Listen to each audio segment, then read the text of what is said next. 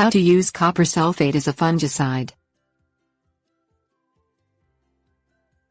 Since fungi cannot make food of their own, they steal nutrients from plants. During this process they attack and kill plant cells, which leads to the decline and eventually the death of the plant, if the fungi is left uncontrolled. Fungi thrive in moist environments, some in cold and moist environments, and some in warm and moist environments. If fungi are noted on your plants, use copper sulfate to kill them. The proper mixture is crucial as too much is also toxic to plants. Things you'll need: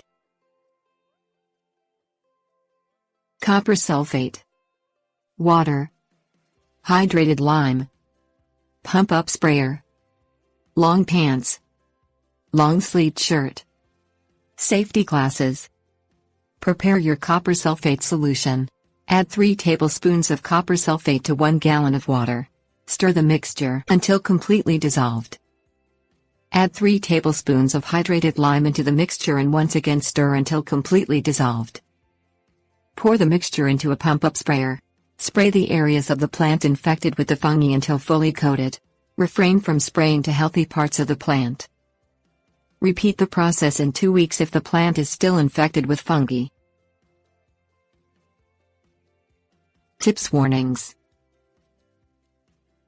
The best time to spray a plant with a copper sulfate fungicide is before leaf out in the spring or after leaf drop in the fall to prevent damaging the leaves. However, if you must spray during the growing season, use a diluted mixture of the fungicide as follows: 1/3 of a tablespoon copper sulfate to 1/3 of a tablespoon hydrated lime to 1 gallon of water. Wear long pants, long-sleeved shirts and safety glasses when spraying the fungicide. Apply on a calm day to prevent overspray to undesirable areas. Promptly remove and wash all clothing when finished to prevent harm, as the copper sulfate can be toxic.